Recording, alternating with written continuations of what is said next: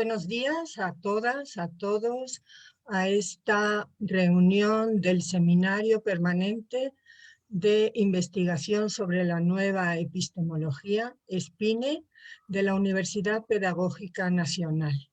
En esta ocasión vamos a tener una sesión abierta pública porque un grupo de investigadores del SPINE va a dar a conocer los resultados de una reciente investigación inscrita dentro del área 5 de esta universidad.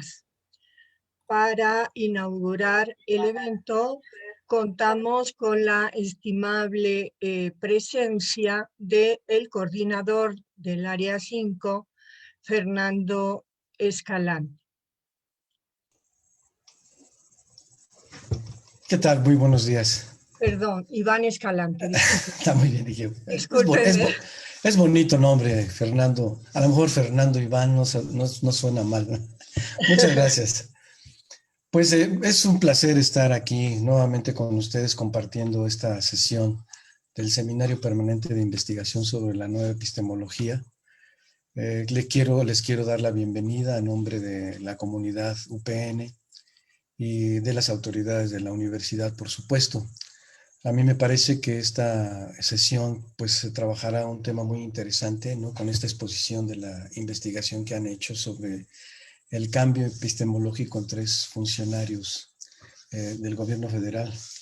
Y pues las figuras son sumamente interesantes, atractivas, no solamente por el papel que han estado desempeñando durante esta etapa, digamos, denominada la Cuarta Transformación, sino por su larga trayectoria como académicos. Yo creo que esta es una parte muy importante de los personajes que aquí se van a abordar. María Elena Álvarez, Hugo López-Gatell y Víctor Manuel Toledo, pues son gente que ha tenido principalmente una trayectoria en el ámbito de la academia.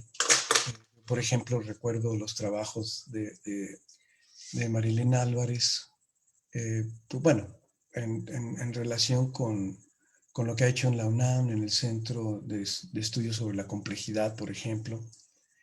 Ya no podemos decir más en relación a lo que ha venido desarrollando en esta etapa tan compleja que nos ha tocado vivir como subsecretario de Promoción y Prevención de la Salud del doctor Hugo López-Gatell. Y bueno, también el trabajo de otro científico, Víctor Manuel Toledo, que él es biólogo, ecólogo, y que también tuvo un papel muy importante, o ha tenido un papel muy importante como secretario del Medio Ambiente y Recursos Naturales. Por supuesto que esto pues hace muy interesante lo que han de presentar en relación con estos 3 funcionarios, y bueno, pues yo me congratulo de poder estar acá para dar la bienvenida, como ya les decía, y pues desearles que esta sesión, como todas las que ustedes han tenido y seguirán teniendo, sea de lo más exitoso y alcancen el éxito que se han propuesto. Muchísimas gracias. Bienvenidos.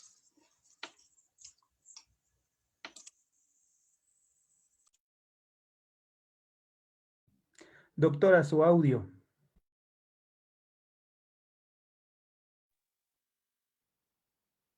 Muchas gracias, doctor Iván Escalante, por su amable participación.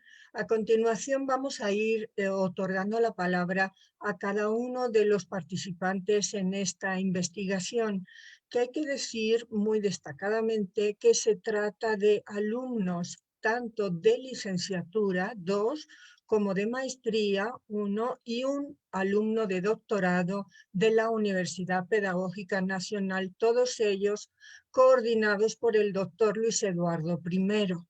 Entonces, esta ha sido una investigación colaborativa y cada uno de los participantes va a exponer una de las partes en que consistió esta investigación tan interesante sobre el cambio epistemológico en 3 funcionarios del gobierno federal.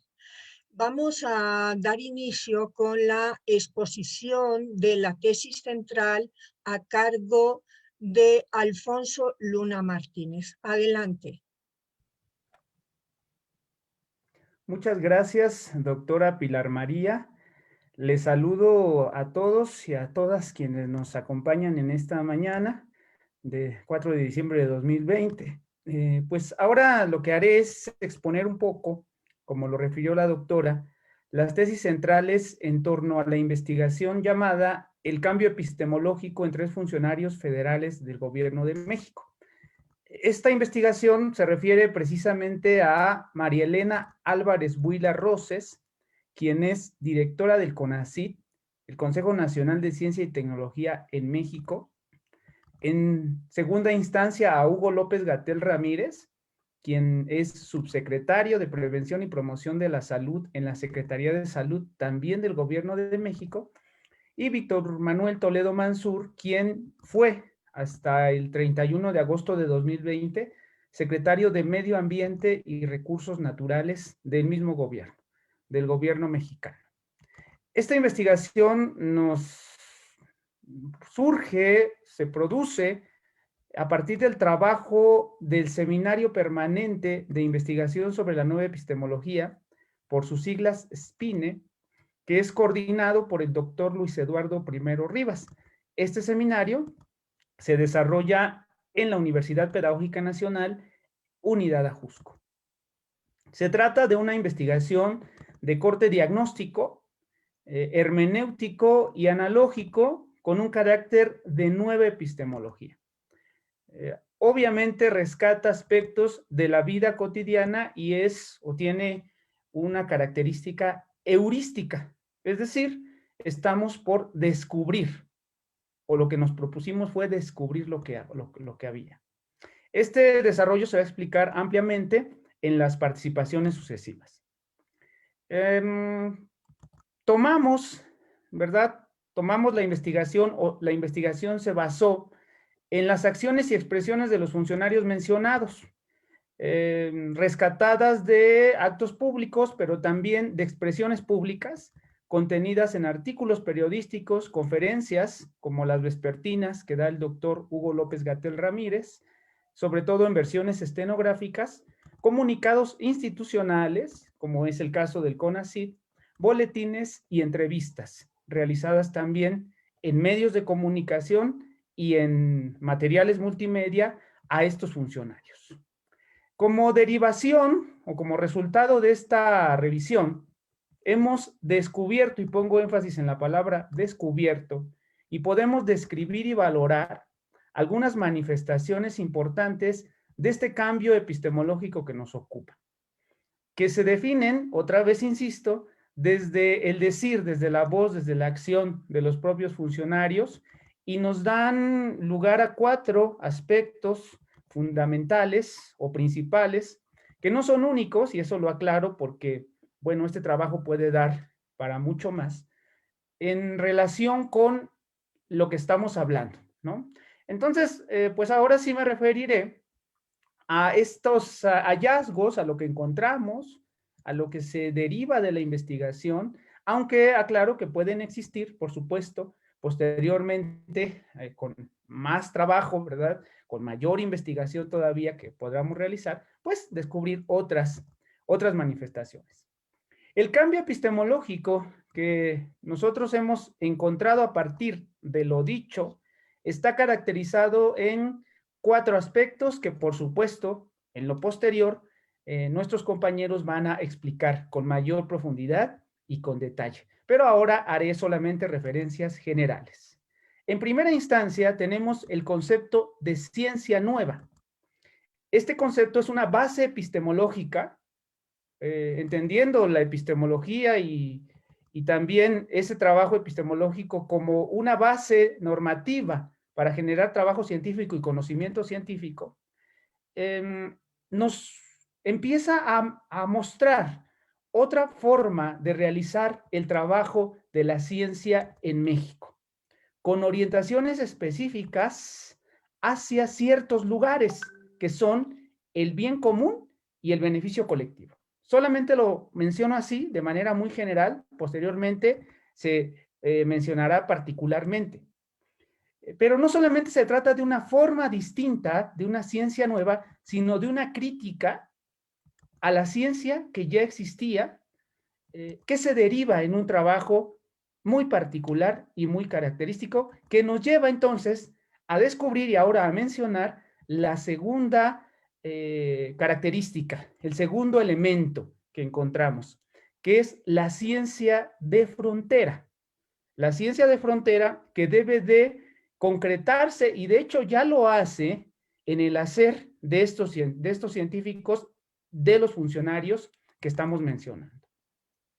Por ejemplo, este hacer científico de la ciencia de frontera se propone no solamente en el trabajo de los científicos, sino en el proceso formativo de los científicos. Para producir conocimientos distintos, que sean vanguardistas, avanzados, que sean originales. El término frontera es particularmente relevante porque nos da una idea epistemológica de salir de los límites, de avanzar, pero también de ir hacia otros lugares. Una necesidad de la ciencia nacional, pero también de la ciencia mundial, por supuesto, sobre todo ante los actuales acontecimientos, como lo es la enfermedad COVID-19, que tanto ha afectado al país y que tanto ha afectado a la humanidad, que dicho sea de paso, forma también parte del contexto en el cual se realiza la investigación que estamos o que estoy en este momento refiriendo. También encontramos, y esto sería otro concepto que se deriva del hacer, una construcción antropológica científica distinta, antropología de la ciencia distinta, específica, este es el tercer punto, es decir, una manera de constituir y organizar el trabajo de los científicos nacionales e internacionales y orientarlo hacia el beneficio social y colectivo en un trabajo desde la multifactorialidad, o entendiendo la multifactorialidad, la multidisciplina, la interdisciplina, ¿no? Es necesario mencionar que estamos entendiendo antropología de la ciencia como una realidad con la cual se vinculan y organizan las personas que hacen ciencia. Una manera de operarla desde una base sustancial, pero también una base pragmática, que puede ser también empírica, por supuesto, y que genera una definición científica específica que opera en la comunidad, en el grupo o en el paradigma cuando un grupo ha llegado a nivel de integración. Y estoy recordando solamente lo que plantearía en su momento Primero Irías. Como un cuarto elemento, regresando a lo que nos convoca el día de hoy, encontramos también una posición ética científica de la investigación. Por extensión, esto se traduce en una producción científica específica. Entendemos la ética como la fuerza moral que guía el trabajo científico, que guía la investigación científica y por lo tanto el trabajo científico. Hemos encontrado, por tanto, y esto lo diré brevemente, una ética de investigación científica presente en estos tres funcionarios que está basada en valores y principios traducidos en haceres distintos de la ciencia que describiremos o se describirán con detalle en lo sucesivo. Debo aclarar que el trabajo realizado no se agota en esta exposición, ¿no? Ni tampoco se agota en las exposiciones que nos van a suceder, pero nos da de entrada elementos para afirmar y caracterizar con gran precisión la epistemología, este cambio epistemológico que se está dando, que también es antropológico y ético, o que está relacionado. Es un cambio en el quehacer de la ciencia en México en el marco de la denominada Cuarta Transformación Nacional. Entonces, pues les queremos invitar, eso sería, a conocer los detalles y los resultados de esta investigación que nos parece y es muy importante. Muchas gracias, doctora Pilar. Gracias, Alfonso. Una muy buena introducción para que vayamos abriendo boca a lo que va a seguir, y a continuación los estudiantes Jair Vilchis y Estefanía de la Cruz nos van a hacer un breve relato de cómo se llevó a cabo esta investigación. Adelante, por favor. Muchas gracias, doctora Pilar María. Muy buenos días a todos mis compañeros, profesores del seminario y la gente que nos está viendo. Bien, como lo acaba de mencionar la doctora Pilar María, y en virtud de lo que está planeado en esta programación, a mi compañera Estefanía de la Cruz y a un servidor nos tocó relatar cómo es que se llevó a cabo esta investigación. Y bien, esta investigación en primer momento surge con el aniversario número 35 del Sistema Nacional de Investigadores, por sus siglas SNI, perteneciente al CONACYT.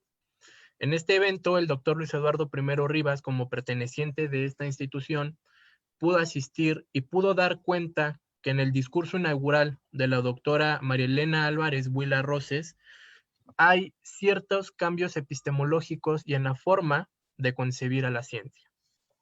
De este modo, pudimos también dar cuenta que este cambio epistemológico no solo se presentaba en ella, sino que había otros funcionarios, como los acaba de mencionar el maestro Alfonso Luna Martínez, que presentaban y que presentan hasta la fecha este cambio de concebir a la ciencia. Y entre ellos destacamos al subsecretario de Prevención y Promoción de la Salud, el doctor Hugo López Gatell Ramírez, y al exsecretario de Medio Ambiente y Recursos Naturales de México, a Víctor Manuel Toledo Mansur. De este modo pudimos dar cuenta que este cambio epistemológico se presentaba, por ejemplo, en Hugo López Gatell Ramírez, en las conferencias vespertinas que él siempre da para informar a la población acerca de la situación de la actual pandemia en México. En el exsecretario de Medio Ambiente, el doctor Víctor Manuel Toledo, pudimos dar cuenta de distintos artículos de opinión, en textos y en diversos medios, cómo se plasma la necesidad de trabajar en una ciencia nueva, es decir, una ciencia que trabaje las necesidades sociales y las crisis, por ejemplo, la crisis del medio ambiente, que la denominada ciencia normal, hegemónica, no ha trabajado. Y como lo mencioné la doctora María Elena Álvarez Buila, actual directora del CONACYT, pudimos dar cuenta cómo ella plasma desde su mandato en esta institución la necesidad de trabajar en una ciencia nueva, una ciencia nacional que trabaje o llama a trabajar a todos los científicos en colectivo, pero sobre todo por el bien nacional o el bien del país. Por lo anterior, esta investigación parte de ser diagnóstica. Por ello, en un primer momento, la tarea que nos dimos como un equipo de investigación fue desarrollar el proyecto de investigación, el cual, como lo han mencionado, lleva el nombre de El cambio epistemológico en 3 funcionarios del gobierno federal de la Cuarta Transformación. Del mismo modo, como lo han mencionado también, el investigador guía, el investigador titular es el doctor Luis Eduardo I. Rivas, investigadores asociados, el licenciado Francisco Javier García Juárez, el maestro Alfonso Luna Martínez y los asistentes de investigación Estefanía de la Cruz Martínez y un servidor, Jair Alejandro Vilchis Jardón. Dicho esto y aclarado los puntos que hemos mencionado, nuestro parteaguas para realizar esta investigación, nuestro guía también teórico, es la nueva epistemología, teoría creada por el doctor Luis Eduardo I. Rivas y el doctor Mauricio Beuchot Puente, la cual es una propuesta bastante interesante, la cual aborda en muy pocas palabras al ser humano y lo recoge con estas partes, reconociendo que es un ser íntegro, histórico, sensible y en virtud de su capacidad de educar, reconociendo que la educación es una ontología, puede generar realidades. Y todos estos elementos son indispensables para la producción del conocimiento o de hacer ciencia. Y en virtud de todo lo que hemos planteado, una de las técnicas indispensables, pero sobre todo que nos dieron los elementos suficientes para poder realizar esta investigación, es la técnica tomográfica. Es decir, que para elaborar esta información, el equipo ya conformado en este interesante trabajo, tuvimos que apoyarnos de esta técnica, la cual nos permitió en primer momento de recabar información finita, información muy relevante e importante para lograr comprender este cambio epistemológico en los textos y en toda la información recabada de los funcionarios que ya he mencionado. Dicha técnica nos permitió avanzar en lo que fue la distribución del trabajo. Es decir, como eran estos 3 funcionarios, el equipo de investigación lo que realizó fue que cada uno de nosotros se dio a la tarea de investigar este cambio epistemológico de manera diagnóstica, y lo cual el licenciado Francisco Javier García Juárez estuvo a cargo de investigar al doctor Víctor Manuel Toledo.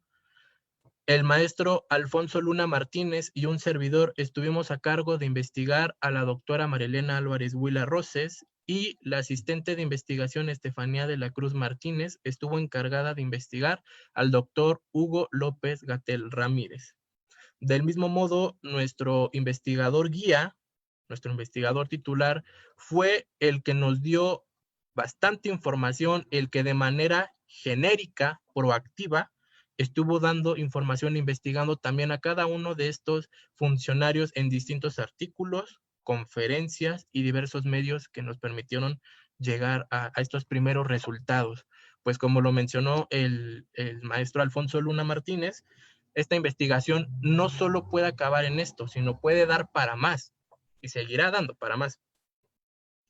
De dicha manera y de dicha distribución se pudieron generar argelos, es decir, un argelo es un formato en donde podemos concentrar toda esta información que nos ayuda a ver este cambio epistemológico, y por ende pudimos notar este cambio, pero sobre todo estos datos en los conceptos de ciencia nueva, ciencia de frontera, ética y antropología de la ciencia. Lo cual estos argelos nos permitieron recabar la información de todos esos conceptos, y posteriormente una de las virtudes de hacer ciencia nueva, pero sobre todo de la nueva epistemología, es hacer investigación y hacer conocimiento en colectivo. Teniendo este punto muy aclarado y muy arraigado este equipo de investigación, lo que nos dio pie es poder comentar en conjunto, en colectivo, toda esta información que pudimos recabar, comentándola, argumentándola, debatiéndola y hasta cierto punto criticándola. Pues uno de los puntos que parte esta ciencia es que la crítica es fundamental también para construir nuevo conocimiento. Por ello es que este equipo de investigación pudo construir y pudo avanzar. ¿Cómo fue el proceso y sobre todo cómo llevaron a cabo la investigación, con qué técnicas, con qué dinámicas? Fueron dinámicas colectivas, de discusión, de análisis de la información recabada, de generar pues los criterios que iban a ser analizados o que fueron encontrados más bien en esta información. Y ahora Francisco Javier Juárez nos va a hacer favor de relatarnos ya un poco más sobre lo que encontraron, las expresiones específicas de este cambio epistemológico identificado en los funcionarios investigados a través del análisis de documentos. Adelante, por favor, Francisco Javier. Muchas gracias, doctora Pilar. Bien, en el marco de la investigación titulada El pensamiento epistemológico de 3 servidores federales del Gobierno de la República Mexicana, desarrollado en el Seminario Permanente de Investigación sobre la Nueva Epistemología, presento las expresiones del cambio epistemológico en los funcionarios investigados, ya mencionados, Víctor Manuel Toledo Mansur, Marielena Álvarez Huila Roses y Hugo López Gatell Ramírez. Investigación que causa su atención en el pensamiento, conocimiento, formas de concebir, exponer y llevar a la práctica la epistemología de estos 3 funcionarios, de los cuales percibimos un cambio en su hacer científico y que podemos pensar desde la razón práctica, impulsada por la presente investigación, a partir de los diversos textos escritos y hablados, incluyendo conferencias y artículos publicados en diferentes medios de comunicación, en un periodo que va a finales del año 2018, durante el año 2019 y principios del 2020. Como bien ya habían mencionado, expondré estas expresiones a partir de lo que consideramos conceptuaciones que creemos que impulsan un cambio epistemológico, como la conceptuación de ciencia nueva, antropología de la ciencia, ciencia de frontera y ética. Iniciaré con la conceptuación de ciencia nueva, con la doctora Marielena Álvarez Huila Roses, en la cual se hace presente recuperamos en un artículo de un periódico electrónico que se llama La Silla Rota. El título de este artículo se llama CONACYT, punto de quiebre 2020, donde hacen una recapitulación de las propuestas y las políticas que han establecido a partir de CONACYT. María Elena Álvarez Buila hace referencia a un paradigma científico que propone atacar ciertas crisis que vivimos como sociedad. Ella refiere que los objetivos se resumen en algo tan vago como lanzar un nuevo paradigma, el cual consiste en construir una auténtica ciencia por México y dirigida a la solución de los grandes problemas nacionales, entendidos como la búsqueda del bienestar social, el cuidado del medio ambiente, la conservación de la riqueza biocultural y la protección de los bienes comunes. Cuando la doctora María Elena Álvarez Buila asume el cargo de directora general del CONACYT, considera que el hacer científico debe de coadyuvar a la conservación de la diversidad biológica y a la promoción de una ciencia comprometida con la equidad, la justicia y el beneficio social. En esta misma presentación que hace, menciona que están comenzando la cuarta transformación desde lo que será el Consejo Nacional de Humanidades, Ciencia y Tecnologías, misma que articulará de una manera más proactiva y horizontal, no solamente el quehacer de los científicos, sino también el conocimiento tradicional de este gran país pluricultural y biodiverso que es México. En cuanto a las expresiones que consideramos de ciencia nueva en Víctor Manuel Toledo Mansur, a partir de artículos que él publica en La Jornada, en la columna de opinión, empezamos a recuperar, sobre todo uno que está titulado como Los científicos y la cuarta T, oposición ilegítima. Él realiza una crítica al modo de hacer ciencia y refiere a un cambio o una crisis de paradigma, ya que se habían realizado críticas hacia estas políticas, sobre todo del hacer científico, que empiezan con el gobierno de la cuarta T. Él refiere directamente, dice que estas críticas obedecen más que todo al resquebrajamiento de una manera de concebir la ciencia, una crisis de paradigma, en el sentido que le dio Tomás Samuel Kuhn en su obra cumbre Las estructuras de las revoluciones científicas, y refiere que hoy la ciencia normal, que es la dominante, está en crisis, no solo en México, sino en todo el mundo, porque no contribuye a resolver las dos emergencias supremas a las que se enfrenta la humanidad: la mayor desigualdad social de toda la historia y la mayor amenaza conocida al equilibrio ecológico del planeta.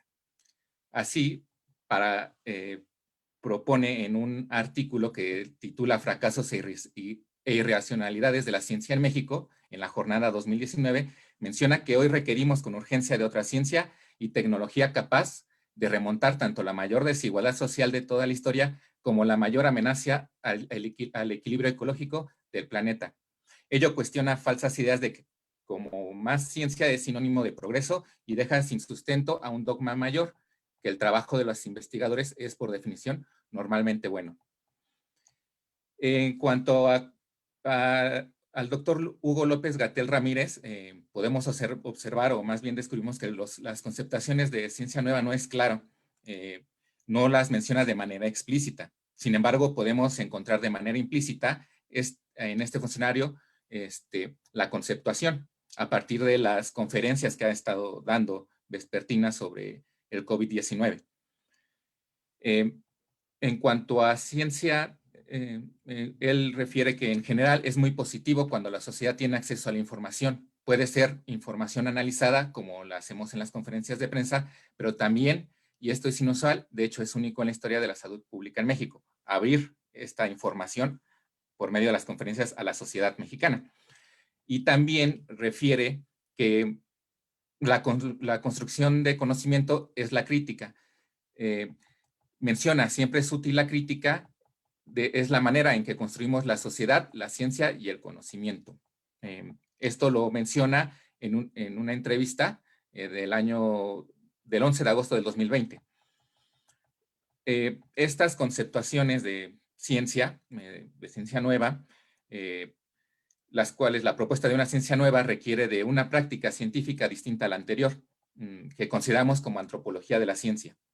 Esta conceptación y referencia en las expresiones de Víctor Manuel Toledo Mansur se hace presente de una manera firme en la columna de opinión Fracasos irracionales de la ciencia en México, en la cual expliqué, bueno, mencioné hace unos minutos, donde Toledo refiere que necesitamos una ciencia nueva, la cual que remonte las problemáticas señaladas, y para lo cual se requiere de grupos científicos interdisciplinarios de investigación alternativa. Su manera de expresarlo menciona él: por fortuna, en cada campo del conocimiento existen ya incipientes o bien desarrollados núcleos de investigación alternativa, guiados por nuevos principios, como son la interdisciplina, el compromiso social y ambiental, y sobre todo una ética a toda prueba.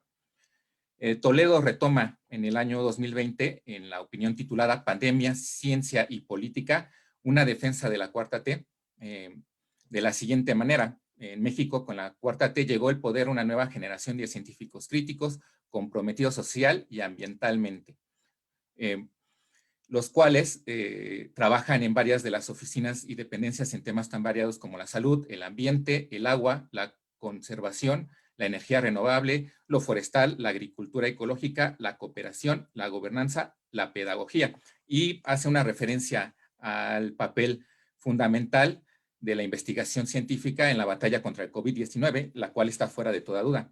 Y menciona que hoy la humanidad entera está en peligro, asediada desde dos frentes: uno microscópico, la zoonosis, enfermedades virales y bacterianas surgidas de especies animales, y otro más macroscópico, la crisis global y climática. Y lo único que puede salvar es la toma de decisiones políticas, colectivas y democráticas a partir de la ciencia. Por ello retomamos esa conceptuación. En la doctora María Elena Álvarez Buila, a partir de una entrevista que le realizaron en el año 2020, menciona que necesitamos de científicos mexicanos comprometidos socialmente. Ella refiere que ojalá y tuviéramos muchas más de estas uniones de científicos comprometidos con la sociedad. Ojalá que todos los científicos mexicanos, el 100%, fueran científicos comprometidos con la sociedad. En este consejo queremos tener a puros científicos comprometidos, sean o no parte de esta articulación. En el plan de estructuración estratégica del CONACYT, la doctora María Elena Álvarez Buila reafirma: el equipo entrante está conformado por académicos de alto nivel y larga experiencia, y también de probado compromiso con la sociedad y el ambiente. Es así que algunos han querido demeritar por dedicarnos al activismo científico. Considero que el servicio público al frente de la entidad que regirá la política científica, humanística y tecnológica del país, en colaboración con universidades públicas, con la sociedad, otras entidades de los gobiernos federales y estatales, así como entidades privadas, debe ser de una estrategia desinteresada, como le es el verdadero activismo. En lo que respecta al doctor Hugo López-Gatell Ramírez, podríamos, de la misma forma que mencioné en unos momentos anteriores, que no son tan explícitas las conceptuaciones, pero sí hay unas cuestiones implícitas de antropología de la ciencia. Mencionó en una conferencia sobre el COVID-19 a una integración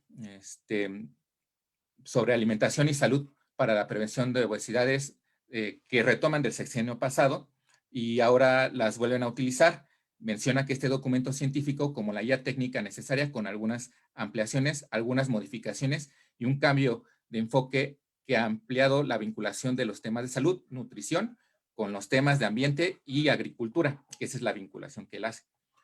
En esta misma versión estenográfica encontramos una expresión de política integral que podríamos discurrir para la referencia de antropología de la ciencia. Menciona que por ahí encontrarán algunas conversaciones públicas que hablan de la necesidad de una política integral. Pues sépase que tal política integral existe y precisamente por eso se creó el GISAMAC, que es el Grupo Intersectorial de Salud, Alimentación, Medio Ambiente y Competitividad, que es un grupo gubernamental en colaboración con organismos internacionales y también distintas organizaciones sociales que tienen trabajo en esa materia y competencias en esa misma materia. lo cual va dirigida a la importancia de abordar de manera integral el sistema agroalimentario, los ambientes escolares, el ambiente alimentario en general, y la comunicación de riesgos y la promoción de salud. Para seguir avanzando en este contexto, menciono la conceptación de ciencia de frontera, el cual es nítido en la palabra de la doctora María Elena Álvarez Buila Roses, quien afirma de la siguiente manera, y coincide en que la transformación de la vida nacional debe implicar una renovación de las políticas científicas. Urge una transformación. Es necesario recobrar el apoyo a la ciencia de frontera con rigor. Poner en el centro de las políticas de ciencia y tecnología los principios epistemológicos y sobre todo el apoyo a desarrollar la ciencia de frontera, ciencia básica en los centros públicos de investigación y en las universidades públicas. Esto es en el año 2020. Asimismo, en este mismo año encontramos otra aseveración sobre el asunto. Ella menciona que el segundo punto del proyecto está conformado por lo que en el documento se define como prioridades nacionales, que a su vez también se plasma en 6 objetivos: formación y consolidación de la comunidad científica, desarrollo tecnológico e innovación, programas nacionales estratégicos, ciencia y prospectiva con impacto social. En este mismo contexto y en una comunicación que refiere al año 2018, la doctora del CONACYT afirma que se trata de lograr la planeación del desarrollo científico nacional a largo plazo, orientando la ciencia nacional, seguido de estos logros, con la investigación biomédica de frontera para atenuar los impactos de las enfermedades que más aquejan a nuestra población. Tienen un documento en el CONACYT que está titulado como términos de referencia, convocatoria de ciencia de frontera, que sale en el año 2019. La doctora Álvarez Buila, en la página 25 de ese texto leemos una definición precisa.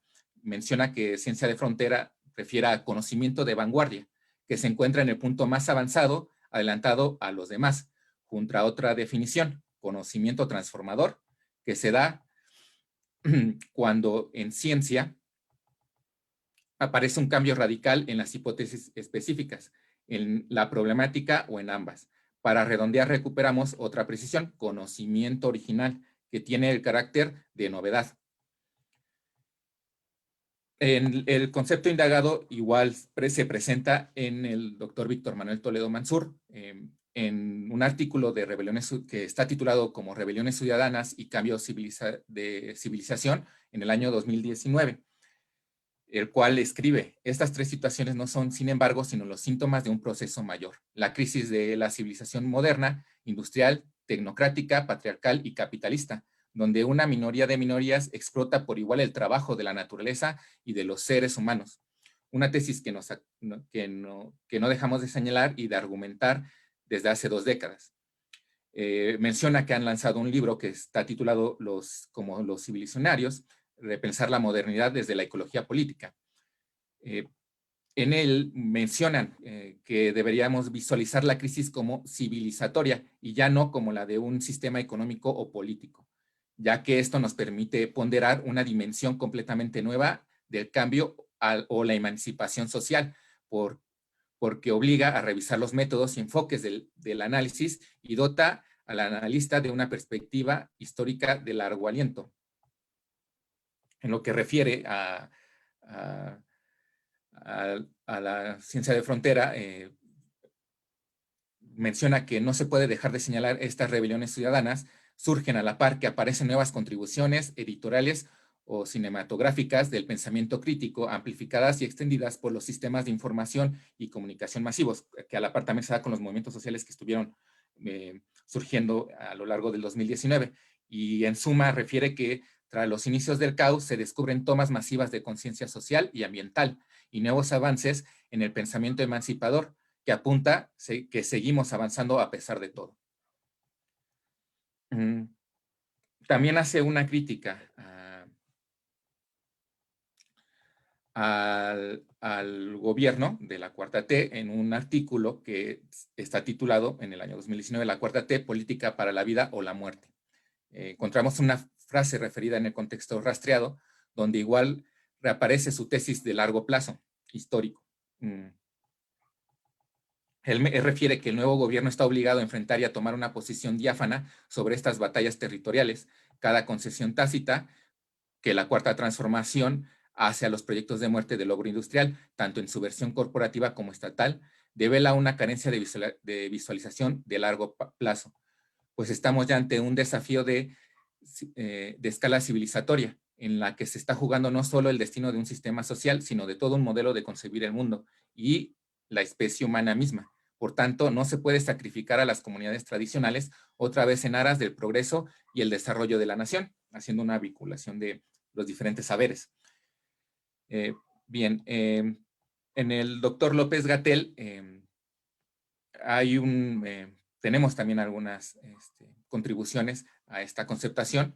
Él refiere que hay muchos retos que México enfrenta en capacidades técnicas, pero tenemos una enorme y solidez científica y también tecnológica, que es nuestra apreciación en sexenios pasados no había sido del todo aprovechada, entre otras cosas, porque como la propia doctora Álvarez Buila explicó aquí en una ocasión que la tuvimos como invitada, el enfoque se dio en sexenios previos, sobre todo los más recientes, fue en estimular al sector privado y a la inversión en ciencia y tecnología, aunque ciertamente también existía para los centros públicos, para los programas de becas, para los financiamientos a la investigación, no tenía un énfasis tan claro como lo está teniendo ahora en el desarrollo y estímulo de las comunidades científicas y tecnológicas públicas de las instituciones públicas.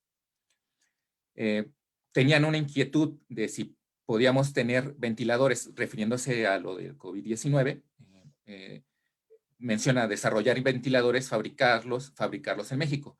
La doctora Álvarez Buila nos acompañó en identificar cuál será el mapa mundial de desarrollo tecnológico y con el entusiasmo que la caracteriza dijo, sí, sí se puede hacer en México. El resultado lo vimos a la vista. Aquí se presentó una conferencia matutina cuando vimos al ventilador ECATL 4T para adultos y GATSI para niños. Y es un enorme motivo de orgullo ver que las científicas, científicos, tecnólogas y tecnólogos mexicanos, cuando trabajan de manera organizada, logran esto. Bien, por último, consideraremos la ética en el hacer científico propuesto por los funcionarios pensados. En un artículo electrónico titulado Nueva Ley de Ciencia, tiene aspectos positivos del 2020, la doctora Álvarez Buila de forma directa señala el actuar ético de un científico como un trabajo en favor del país y del avance del conocimiento. Por otro lado, la científica en cuestión, citada cuando asume el cargo de directora general en el CONACYT, añade aspectos importantes al asunto que revisamos, al considerar que el hacer científico debe de coadyuvar a la conservación de la diversidad biológica y a la promoción de una ciencia comprometida con la equidad, la justicia y el beneficio social. Esto es relevante, puesto que pone énfasis en aspectos de corte moral, social y en el interés común. En este orden de ideas, la doctora Álvarez Buila, en el 2018, en un artículo que se titula Plan de Reestructuración Estratégica del CONACYT para adecuarse al Proyecto Alternativo de Nación 2018-2024, continúa caracterizando la ética con la expresión ciencia comprometida con la sociedad y el ambiente, tal concepto que también aparece ser un motor ético en su labor frente al CONACYT de forma clara. En una versión estenográfica de la Presidencia de la República del 2020, la doctora Álvarez Buila menciona el objeto ético y pragmático social del Consejo Nacional de Ciencia y Tecnología. Ella refiere que contribuir al avance del desarrollo científico y tecnológico desde México, fundamental para garantizar nuestra soberanía nacional y de contribuir también al bienestar del pueblo de México, al cuidado ambiental. La conceptación de ética en el doctor Víctor Manuel Toledo Mansur, podemos encontrarla en un artículo también ya referido con anterioridad, que se titula Los científicos y la cuarta T, oposición ilegítima. También nos da indicios de una ética del compromiso colectivo de los científicos, ya que refiere guiados por nuevos principios como son la interdisciplina, el compromiso social y ambiental y sobre todo una ética a toda prueba. En otro artículo, Víctor Manuel Toledo Mansur, titulado Fracasos e irracionalidades de la ciencia en México, reconoce que la ética científica necesaria para una transformación debe de luchar contra las fake news o las malas intenciones, que son respuesta de grupos opuestos a los cambios, las cuales consideran no apropiadas, pero presentes en una comunidad científica, que no contribuye a resolver a las dos grandes emergencias supremas a las que se enfrenta la humanidad, la de mayor desigualdad social de toda la historia y a la mayor amenaza conocida al equilibrio ecológico del planeta. Esta posición refiere a una necesidad de rebasar los límites establecidos por los intereses de grupos individuales y mezquinos y reorientarlos hacia la resolución de las emergencias nacionales y sociales de la humanidad que amenazan el equilibrio ecológico. En cuanto refiere la ética, el doctor Hugo López-Gatell, en un entrevistado por Ensor en el año 2020, señala 3 aspectos éticos del hacer científico, que son no ocultar la información, por tanto decir la verdad, ser transparente, la información sirve para sumar a la población, hacerla partícipe de los problemas, por ende de sus soluciones, y el trabajo colectivo produce resultados efectivos orientados a la solución de los problemas. Es claro que el actuar ético del subsecretario está orientado al beneficio de todos, pero en un aspecto muy práctico, la solución de los problemas. En este orden de ideas, el funcionario López-Gatell, el doctor López-Gatell, en el año 2000 refiere a la ética como algo que se aprende y que constituye un estándar. Él menciona de la siguiente manera: a lo largo de la historia se ha aprendido que la ética, los estándares del comportamiento social permiten proteger a las personas y hay estándares de la ética científica, de la ética médica, de la ética en salud, y son estas etapas que hay que cumplir. Resulta importante notar cómo distingue la ética de cada profesión y su relación con estos estándares o etapas que se deben cumplir por un aspecto de responsabilidad del Gobierno de México de cuidar la integridad y la vida de las personas, y solamente cuando se cumplen los estándares éticos y por supuestos legales de la investigación clínica.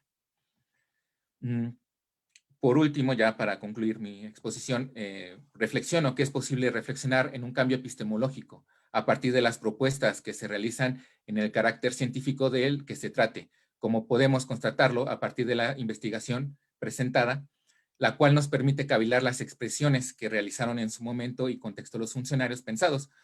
Sus propuestas conceptúan un interés de dar un giro al quehacer científico en México, a partir de lo que se venía practicando desde las instituciones que ellos representan o que representaron en su momento. A continuación, el doctor Luis Eduardo Primero Rivas. Gracias. Gracias, Francisco Javier. Les comento que ya nos están llegando preguntas a través de las plataformas con las que estamos difundiendo en redes sociales este evento.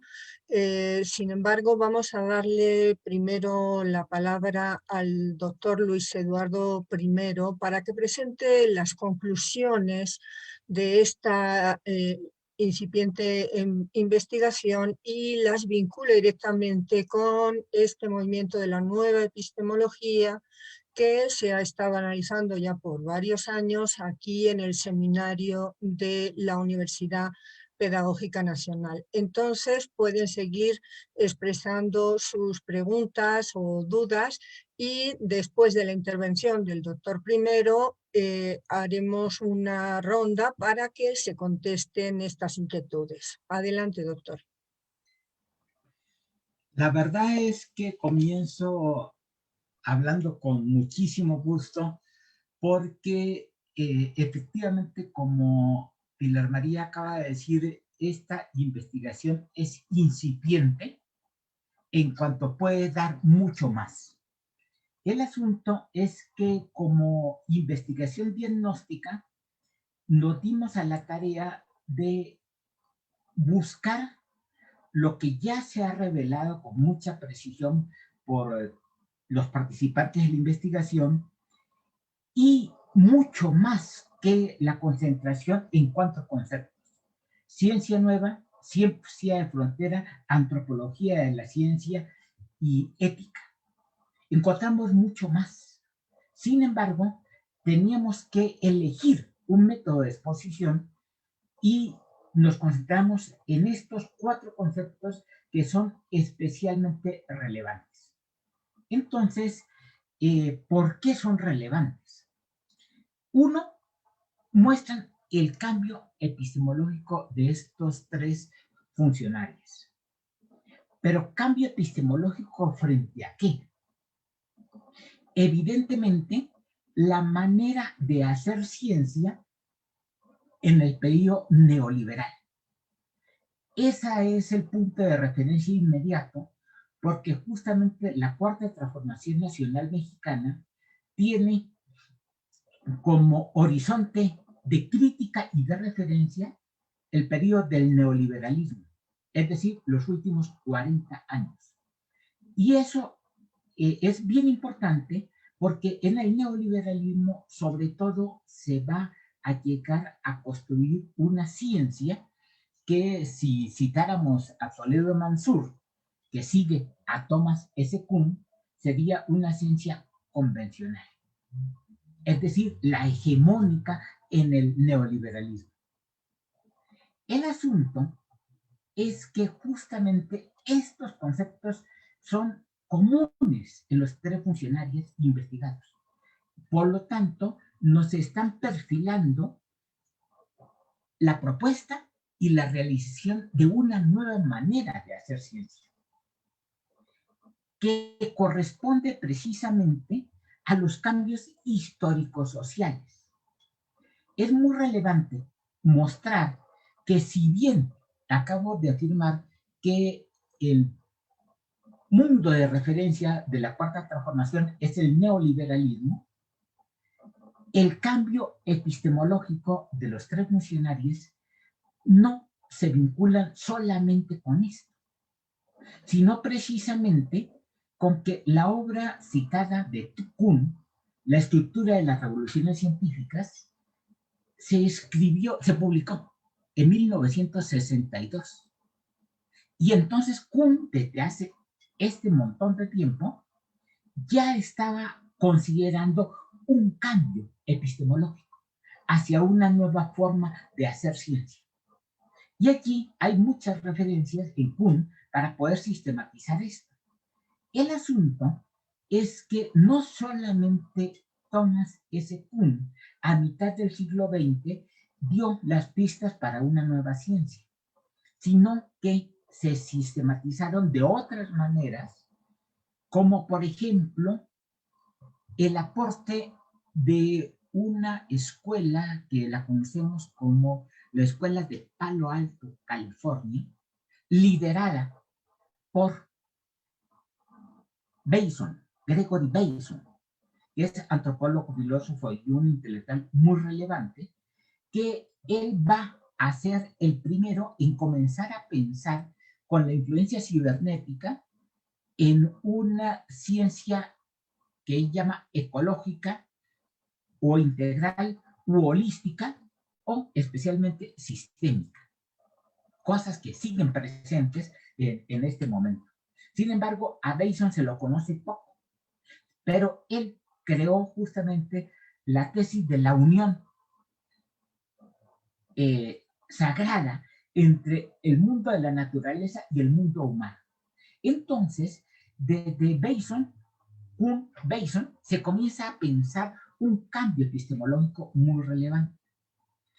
Sin embargo, no solamente van a estar esas fuerzas, sino que también en el año de 1960, un filósofo alemán,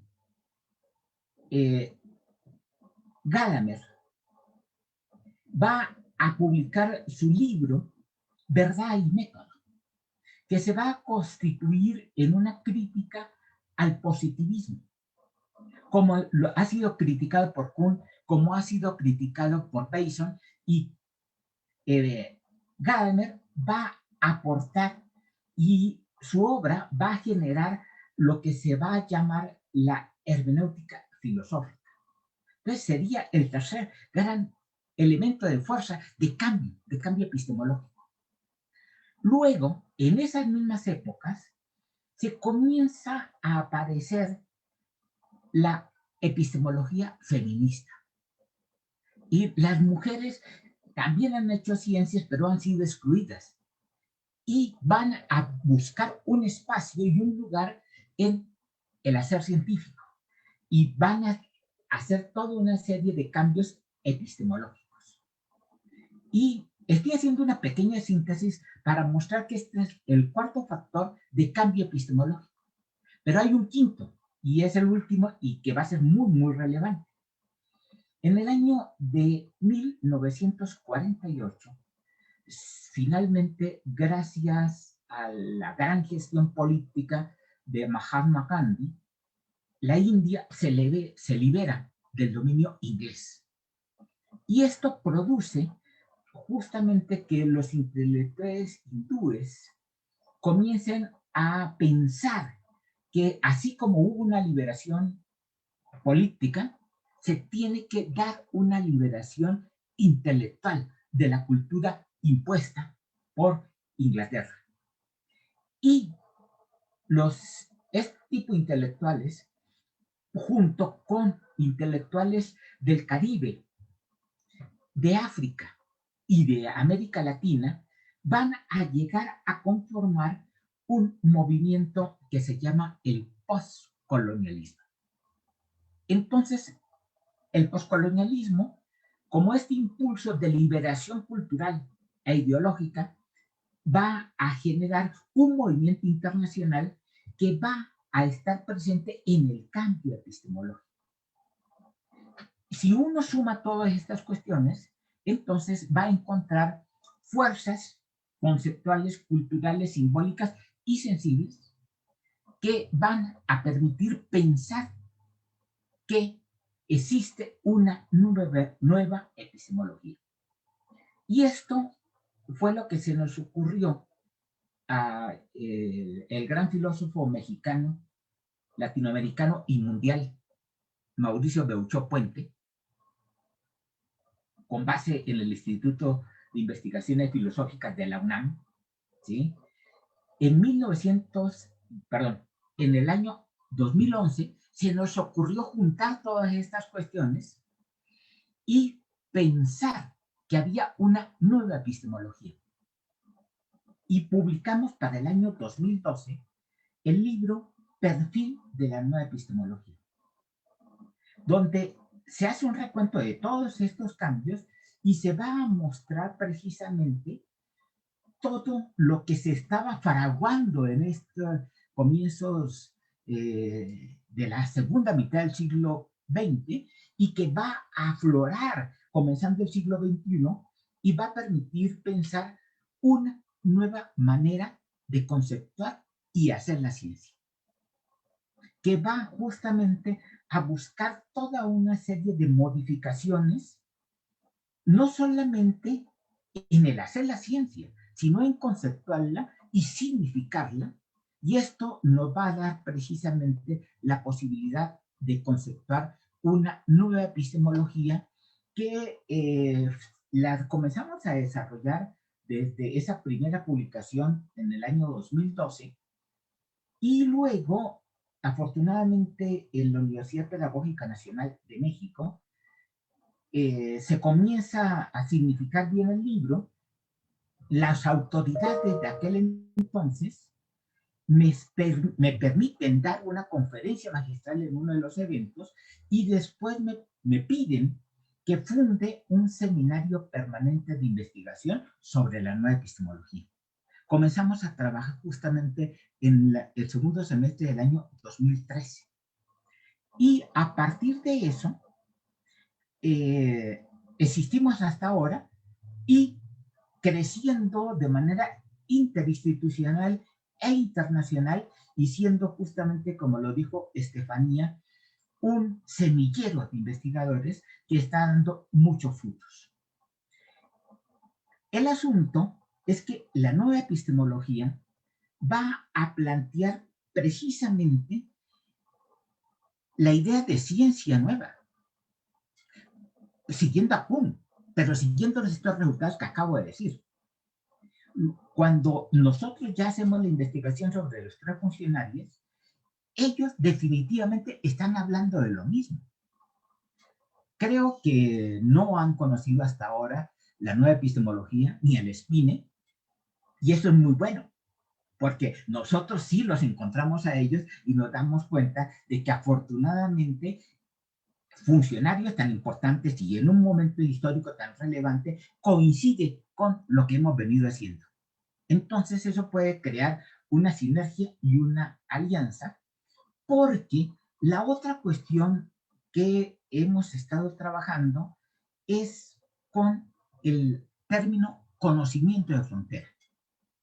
Y en la práctica yo tengo publicado un ensayo sobre el conocimiento de frontera y las nuevas maneras de significar del 2018, creo, o el 2019, es decir, una cuestión reciente, donde se hace un recuento de todo este conocimiento de frontera a lo largo de la historia de la modernidad y concentrando en publicaciones muy recientes.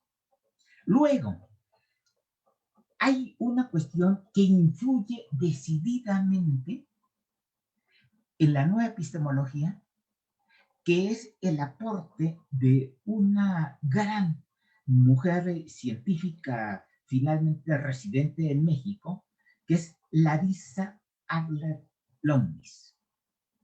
Ella crea como sistematizando de muchas otras fuentes el concepto de antropología de la ciencia.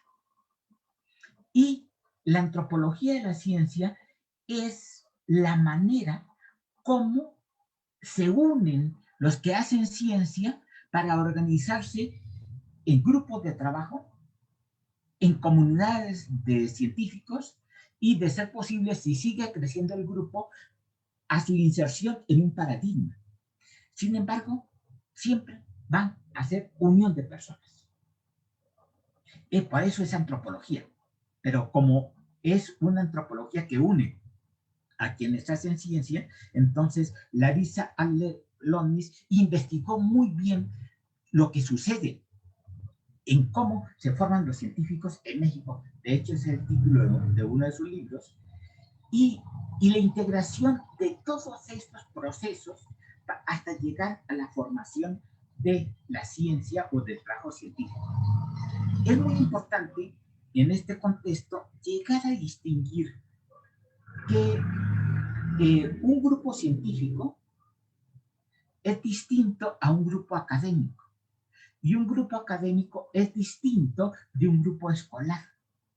El grupo escolar es aquel que quizá domina una materia, un grupo de materias en una universidad o en alguna institución y solamente significan ahí. Un grupo académico tiene mayor peso y mayor relevancia, incluso puede ser nacional. En cambio, la antropología de la ciencia muestra cómo el grupo más productivo, más grande, más extenso, es el grupo científico, porque une a muchas más gentes generando conocimiento y ojalá precisamente el conocimiento de frontera. Y hace rato se les transmitió una definición de María Elena Álvarez Buila sobre el concepto de ciencia de frontera, preciso y muy bueno. Estamos hablando del conocimiento de punta, el conocimiento actualizado, lo que obliga al investigador a estar al tanto de los desarrollos actuales en la ciencia, en sus metodologías, en sus tecnologías y en sus telos, en sus finalidades. ¿Para qué hacer ciencia? Y entonces, allí es donde aparece, y por eso se eligió el concepto de ética. La cuestión de la ética, como lo se planteó ya, está presente y permanente en los tres funcionarios.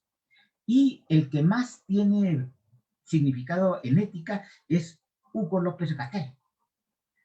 Pero está en Víctor Manuel Toledo, está María Elena Álvarez Buila, y justo el sentido ético es el de una ciencia nueva, una ciencia de frontera, una ciencia de interés social para el bien común y que defienda justamente el caos, en este caso microscópico generado por el SARS-CoV-2, pero también el macroscópico generado por el cambio climático, y todo esto dado por una ciencia que en términos sencillos se le llamó convencional, y los trabajos que hemos estado haciendo en el SPINE, la puede llamar de manera clara, directa y tajante una ciencia comercial. Porque los científicos comerciales han estado generando conocimiento y generando instrumentos y generando cosas que les sirva a ellos o a empresas particulares. Lo que se ha criticado que el antiguo CONACYT estuvo haciendo. El nuevo CONACYT va hacia este sentido y está recuperando muchas cuestiones extremadamente valiosas. Bien, el punto es que nosotros en una investigación, como se le ha llamado, diagnóstica por inicial o incipiente, según dijo Pilar María, pero también porque sabíamos que podíamos encontrar mucho más que los 4 conceptos que destacamos. Hay muchas otras cuestiones, como por ejemplo, algo que la nueva epistemología le está llamando su vinculación con la ontología. La ontología es la conceptuación del ser. ¿Cómo estamos entendiendo el ser, todo lo existente? Pues cómo se conforma. Y justamente hemos estado trabajando desde el libro Perfil de la Nueva Epistemología con la idea de una nueva definición de la ontología. Eso técnicamente se llama nuevo realismo. Y entonces hay justamente una conceptuación del nuevo realismo que nos aleja de entender la realidad como la entendía el positivismo, en cosas como, por ejemplo, objetividad y subjetividad, o toda una serie de contraposiciones binarias, o hasta bipolares, le podría decirle. ¿Sí? El caso es de que se busca una ciencia unificada a partir de una conceptuación del nuevo realismo, de la nueva conceptuación de realidad, y esto va a dar un fortalecimiento grande para significar el hacer científico. Y esto también mostrando de que si le damos más peso al interés social, entonces nos vamos alejando del interés comercial, que siempre va a ser beneficio de una persona, un grupo de personas o de una empresa. Entonces, todo esto, la suma de todo esto, es un cambio epistemológico muy relevante que nos va a llevar precisamente a esto.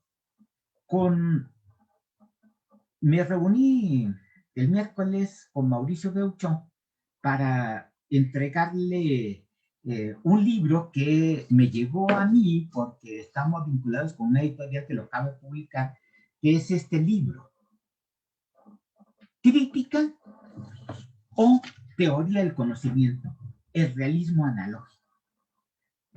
Se publicó el mes pasado, estamos en diciembre, el mes pasado se publicó. Es decir, seguimos publicando y haciendo muchas cuestiones, y entonces a partir de eso, ayer por la tarde, noche, Mauricio Beuchón me habló, porque a mí se me ocurrió el miércoles que probablemente ya deberíamos de sacar la segunda edición del libro Perfil de la Nueva Epistemología, el que funda todo esto. Y entonces, justamente ayer por la noche me habla Mauricio para decirme que ya estaba escribiendo otro capítulo para ese libro. Es decir, estoy difundiendo y propagandeando que seguramente en breve podremos sacar la segunda edición corregida y aumentada del libro Perfil de la Nueva Epistemología, donde a lo mejor hasta podemos meter ya los encuentros que hemos tenido al encontrar heurísticamente, y nos metimos a la obra de estos 3 funcionarios a ver qué encontrábamos. Y nos encontramos con las cosas dichas y mucho más. Entonces, quizá en la segunda edición de Perfil de la Nueva Epistemología podríamos meter todos estos encuentros, porque desde una teoría que teníamos, ahora encontramos científicos reales, concretos, haciendo esto. eso es extremadamente relevante.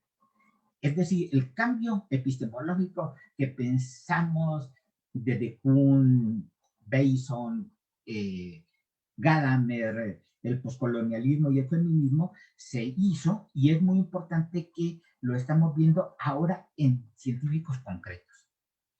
Quiero, para ir concluyendo, porque es muy importante que pasemos a las preguntas, mostrar que entre otras de las cosas que encontramos está la vinculación de María Elena Álvarez Buila con uno de los grandes del poscolonialismo, que es Boaventura de Sousa Santos. Hay dos versiones de esta vinculación y que las podemos tener precisamente en términos de entrevistas y vinculaciones que han tenido y están en videos. El más reciente es justamente de junio de este año 2020, donde Boaventura interviene en un diálogo con María Elena Álvarez Roses, y entonces allí está claro la vinculación con la epistemología o epistemología del sur que Boaventura de Sousa Santos está sistematizando, y es justamente una de sus grandes propuestas. El asunto es que esto pone a María Elena Álvarez Buila en una de las fronteras del mundo contemporáneo. Para mi concepto, la mejor frontera. Me estoy refiriendo al artículo que publiqué con el nombre de Conocimiento de Fronteras y otras maneras de significar en una revista de la Universidad de Monterrey. Se llama ASON. También la pueden encontrar en el portal del Spine, donde todo el libro de Mauricio está gratuitamente. En el portal del Spine hacemos desde el inicio la difusión gratuita, pública y abierta de la ciencia. Ahí pueden encontrar también ese trabajo mío sobre el conocimiento de frontera. Y allí voy a plantear que existen hoy dos fronteras.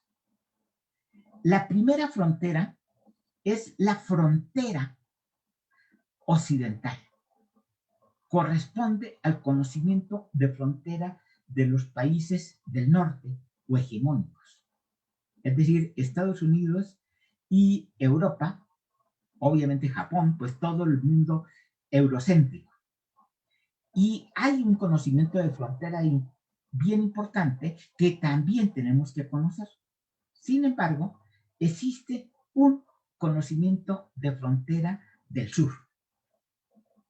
Y allí hay toda una serie de filósofos, de intelectuales, de científicos, de muchas gentes que finalmente están en lo que, para mi gusto, es la frontera del sur, la más completa, la más integrada, porque recuperamos lo que se ha hecho eurocéntricamente, pero lo resignificamos para un mundo mejor, mayor, más amable y más productivo, que es lo que se está buscando desde la transformación de la cuarta T en el orden epistemológico. Y hace unos días, en la Feria del Libro de Guadalajara, hicieron una mesa similar a la que tenemos ahora, y un señor Lascano, que en su momento fue muy relevante porque estuvo vinculado con Oparin, cuando Oparin vino a México por allá en 1983, fue a través de Antonio Lascano, pero ahora Lascano ya está en la ciencia convencional, en la ciencia comercial, y estaban en esa mesa criticando en el sentido que la cuarta T, no lo dijeron tal cual, pero que la cuarta T estaba promoviendo una ciencia teñida de ideología. No han entendido. No está impregnada de ideología, sino especialmente de ética y de cambio epistemológico. Y esto es muy relevante porque al final de cuentas, lo que tendríamos que mostrar es que la ciencia comercial sí ha estado teñida de ideología y no solamente de ideas, sino de ideología, de ídolos cognitivos. Entonces yo creo que termino aquí porque pues hay que dar tiempo para que se hagan las preguntas, las críticas. También puede ser que Lascano esté por ahí oyéndonos y diga, no, que nosotros aquí somos los ideólogos y todas estas cosas. Entonces mejor termino acá para dar pie a todo lo que haya, preguntas, dudas, contribuciones, críticas, lo que sea. Pues muchas gracias por su atención. Muy bien, doctor. Muchísimas gracias por su amplia y muy clara conclusión acerca de esta investigación que han iniciado en el SPINE y también por relacionarlo con estas nuevas corrientes de epistemología que son justamente pues, el objeto de análisis de este seminario. Hay varias preguntas que se han vertido aquí en la página de Facebook. Creo que algunas ya han sido en parte contestadas, pero bueno, los participantes en este grupo de investigación quizá quieran agregar alguna otra cosa. Y a la vez invitamos a los propios miembros del SPINE a que planteen dudas o preguntas sobre lo que nuestros compañeros acaban de presentarnos. Voy a comenzar con una de las preguntas que dice que los funcionarios investigados hablan de una ciencia neoliberal. ¿Existe tal cosa como una ciencia neoliberal? Esto se ha criticado muchísimo y se ha dicho, la ciencia no es neoliberal, la ciencia es neutra, ¿no? Es decir, los métodos de producción del conocimiento y su justificación son neoliberales, existe tal cosa. En parte ya el doctor algo nos dijo de esto, pero bueno, no sé si quiera agregar algo más. ¿Me permiten a mí? ¿Puedo responder esa Claro que primera? sí. Bien. La pregunta, los funcionarios se hablan de una ciencia neoliberal y si existe. La respuesta es que sí, en diversos discursos o en distintos discursos. En el primero, o al menos el que lo plantea de manera clara, es esta María Elena Álvarez Buila. En la fecha es el 23 de abril del 2020 en una conferencia con el doctor Hugo López-Gatell. Ella plantea el término de ciencia neoliberal, que entre sus características podemos encontrar que esta tiene que abandona la ciencia básica. La segunda es que tiene una dependencia tecnológica y hay transferencias millonarias al sector privado. Y entre ellas podemos ver que hay mucho depósito, muchas transferencias millonarias, pero poca investigación. Es decir, pocos avances en el desarrollo de la ciencia misma. Otro, por ejemplo, podemos encontrar en Víctor Manuel Toledo en un artículo de La Jornada el 27 de agosto, donde cuestiona la idea de que más ciencia significa más desarrollo, ¿no? Parto de aquí con este Víctor Manuel Toledo. Por otro lado, también él plantea que se requiere con urgencia una ciencia que sea capaz de remontar las desigualdades sociales y asuntos ecológicos. Es decir, podemos ver que la ciencia normal o la ciencia neoliberal, como me gusta o como lo podemos interpretar, es aquella que no ha estudiado o no aborda los problemas realmente importantes en la sociedad, ¿no? Podemos ver que hasta la fecha se encuentra la desigualdad social, hay una gran crisis ecológica y Víctor Manuel Toledo hace referencia de esto con el ejemplo de la agroagricultura. Es decir, esta ciencia neoliberal ve a la tierra como un producto, como una forma de producción, pero solo lo ve eso como un objeto y le quita esa importancia o ese valor que tiene la tierra misma, ¿no? Por otro lado, plantea Víctor Manuel Toledo una característica de la ciencia normal es que está en crisis porque no resuelve las grandes necesidades y las grandes problemáticas que hasta la fecha el ser humano y la sociedad tenemos vigentes. Es decir, podemos dar cuenta que en efecto el SARS-CoV-2, COVID-19, es una de las principales problemáticas que hasta la fecha tenemos, pero yo creo que también sería importante recuperar la crisis ambiental en la que se ve inmerso no solo el país, sino todo el mundo, lo cual la ciencia neoliberal no aborda, ¿no? Es decir, solo está esta visión positivista a intereses capitalistas, neoliberales, pero no al servicio de la sociedad. Y parto de esa última afirmación con Hugo López-Gatell. En él, como lo dijeron mis compañeros, no está de manera explícita el término ciencia neoliberal o ciencia nueva, estos dos términos, ciencia normal, como lo hemos venido mencionando, pero sus conferencias dan pie a que la información, que la ciencia está al servicio y a disposición del pueblo. Es decir, que podemos inquirir o podemos dar a luz que la ciencia normal es aquella que no está al servicio o al bienestar social, sino solo está al beneficio de sectores privados, lo cual estos tres funcionarios en diversos discursos de manera explícita o implícita pueden dar cuenta de ello. Gracias. Muchas gracias por la respuesta.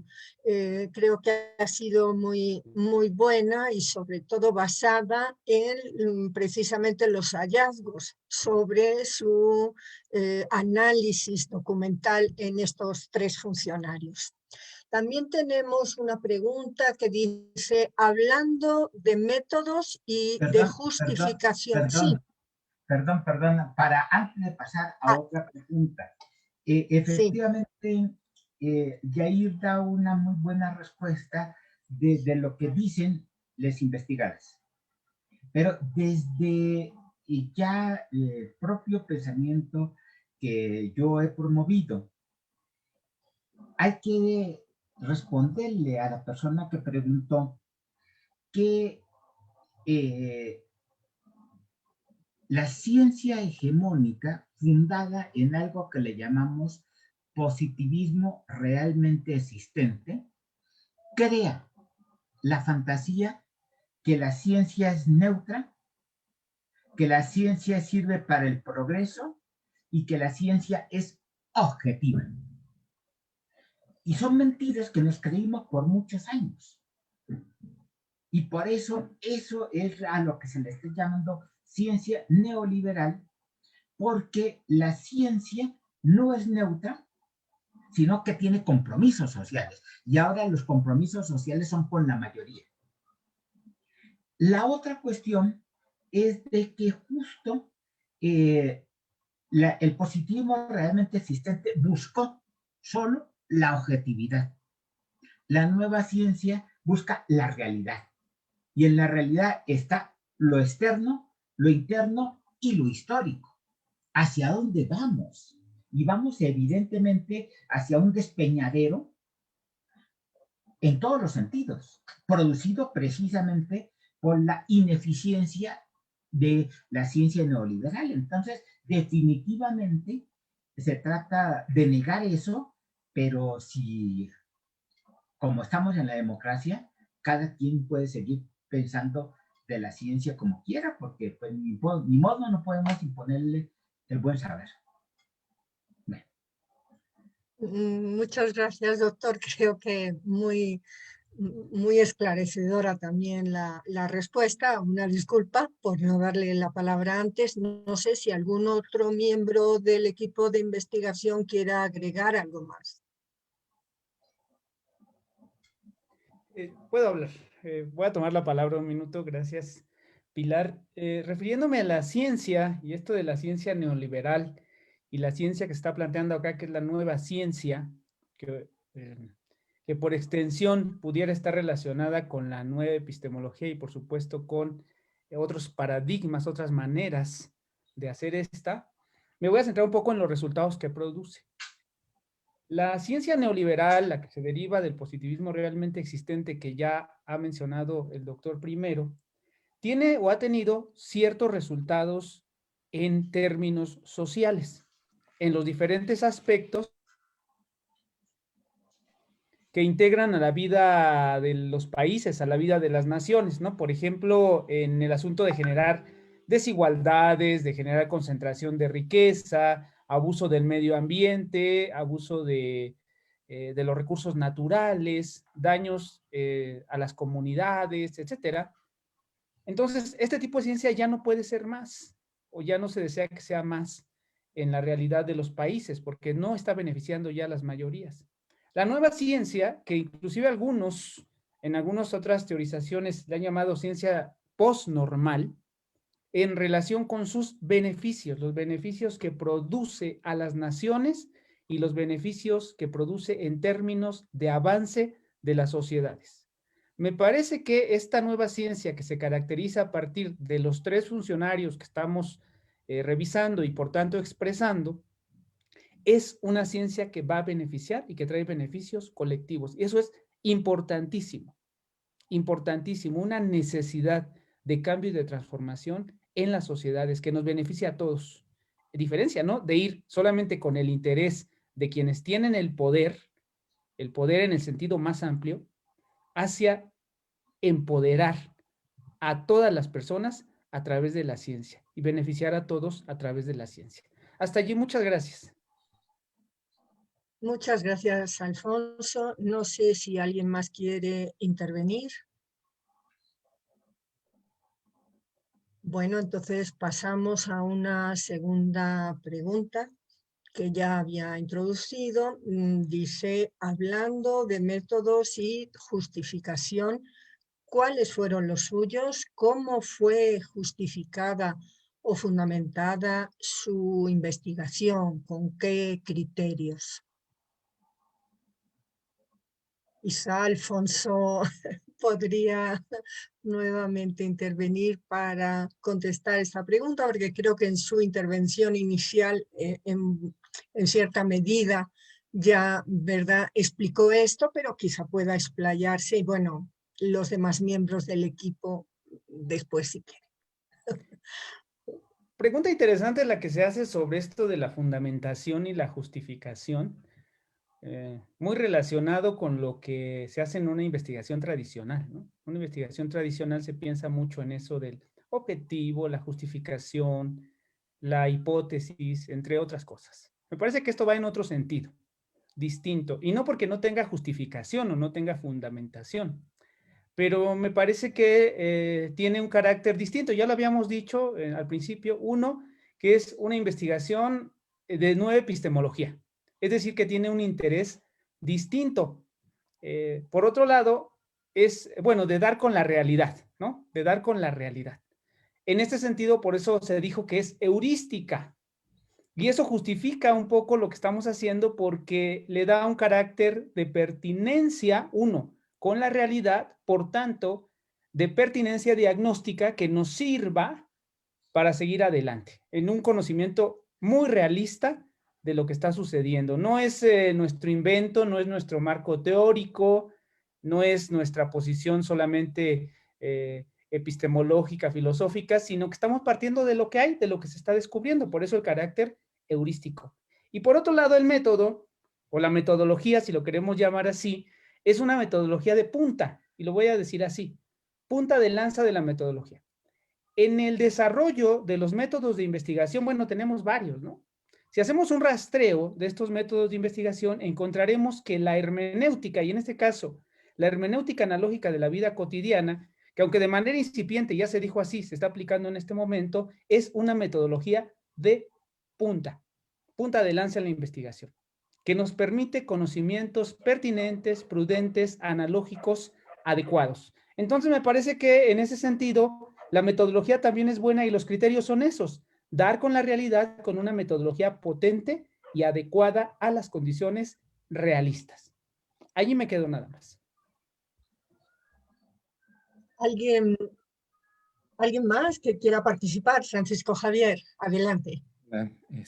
Claro, también en esta toma de posición metodológica en la que expresamos la investigación que realizamos, podríamos considerar que también al ser una investigación diagnóstica, recopilamos, bueno, es recopiladora, relatora y valoramos las informaciones iniciales sobre el tema indagado para ofrecer una conceptación general, porque también no existen investigaciones en este sentido con los funcionarios que nosotros trabajamos. Y por ende, también podríamos considerar la reflexión para analizar los resultados obtenidos que presentamos de los textos y videos y artículos, y estableciendo ya una información que quizás se pueda seguir trabajando. Yo complementaría esa parte con la metodología, en esta parte. Sería mi aporte, pequeño, pero creo que es interesante. Muchas gracias, Francisco Javier. ¿Algún otro miembro del equipo que desee participar? Estefanía, por favor, abre tu micrófono. Gracias. Bueno, sobre la metodología, creo que al momento de exponerlo también se hizo énfasis en la técnica tomográfica, ya que esta técnica fue la que nos guió a llevar en sí la recopilación de los documentos y sobre todo fuera de un análisis, sino más bien recuperar pues la concepción de los autores, ¿no? Como decía, no ser una interpretación, sino más bien plasmar lo que ellos dijeron para que todos puedan ver lo mismo que nosotros. Gracias. Muchas gracias. ¿Alguna, doctor primero? Sí, yo cierro porque lo que han dicho es muy preciso.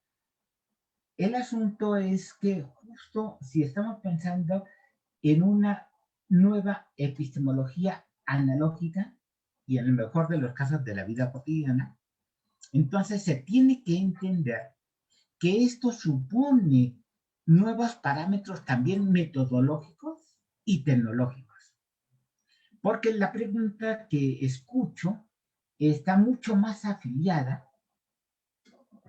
a la antigua epistemología, a que todo se tiene que estar pensando desde una justificación. Afortunadamente también oí el término fundamentación.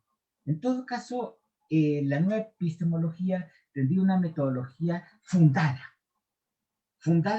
justamente en criterios ontológicos y en criterios epistemológicos, como lo que afortunadamente ha destacado también Alfonso, lo heurístico, el dar con la realidad y no crear una hipótesis para buscar probarla y forzar la realidad en la que nosotros estamos. Entonces, quizá termino con esto. En una reunión cercana del SPINE, que seguramente no será abierta, sino interna, justo Alfonso y Ulises Cedillo van a plantear el tema de la metodología de la investigación desde la nueva epistemología.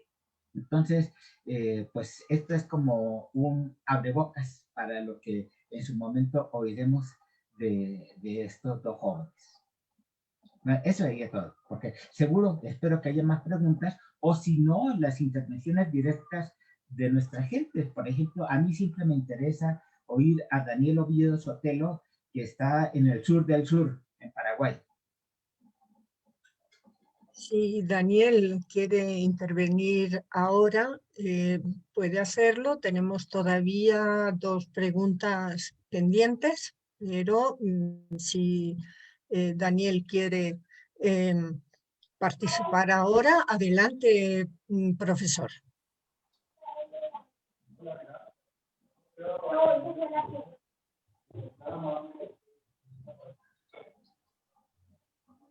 Lo escuchamos, profesor.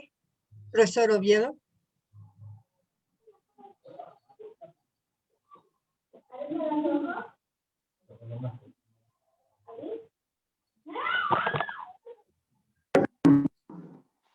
Hola, ¿ahora me escuchan? Sí, muy bien.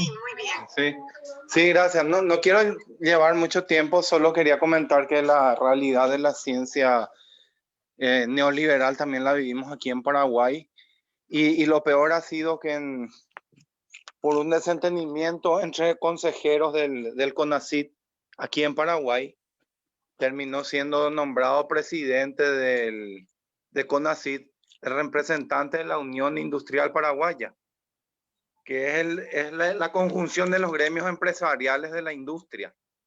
Entonces, si bien es creo que químico, ingeniero, el presidente de CONACYT, no es una persona que tenga una formación humanística y tiene un pensamiento muy similar a lo que es el neoliberalismo. Entonces, nosotros nos vemos ante la crisis de que desde la propia CONACYT a veces no quieren apoyar a las ciencias sociales y creen que ciencia es solamente lo que va a servir a la industria o a la empresa, sobre todo al sector privado. Gracias. Gracias, profesor Oviedo.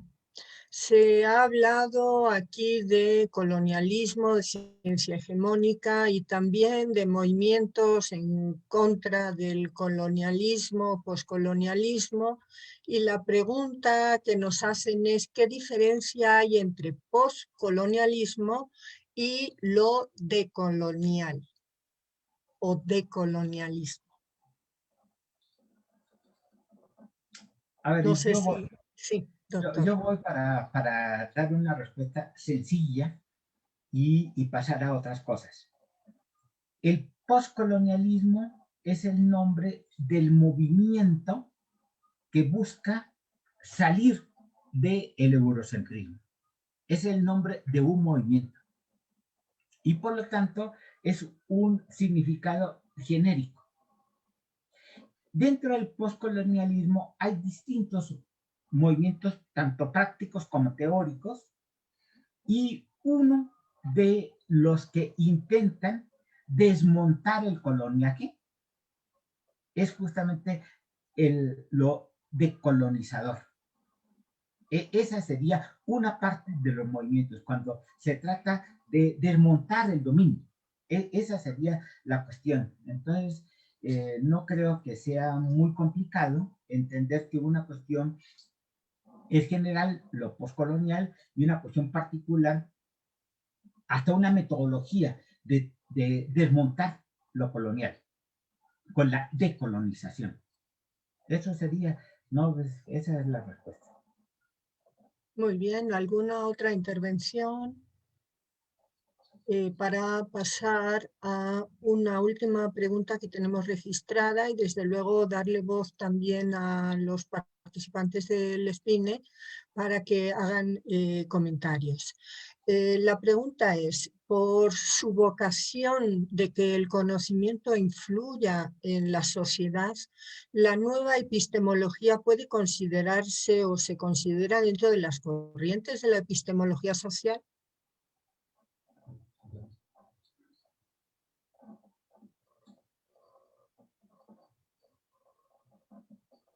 Ahí sí me quedo calladito por si de pronto alguien quiere responder una cosa tan difícil como esa.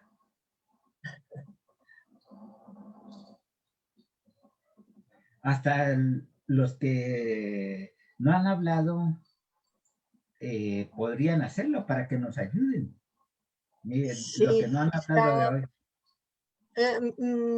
Quizá el profesor Ulises, aunque no forme parte del equipo de esta investigación en particular, quizá podría contestar esa pregunta.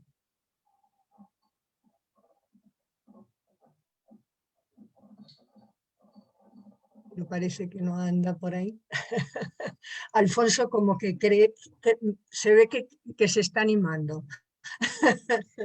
Vamos con ello. Pues, sí, es una pregunta complicada. Bueno, esperemos que Ulises llegue y que pueda dar una respuesta.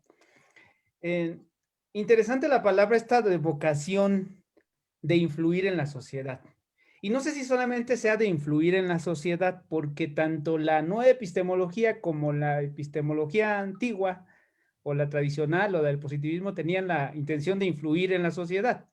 La palabra sería, ¿en qué sentido influye en la sociedad? Creo que ese sería el asunto. ¿En qué sentido influye o en qué sentidos o en cuáles sentidos influye en la sociedad? Ahora, esto de la epistemología social, ya me había referido yo a esa corriente de la ciencia post-normal.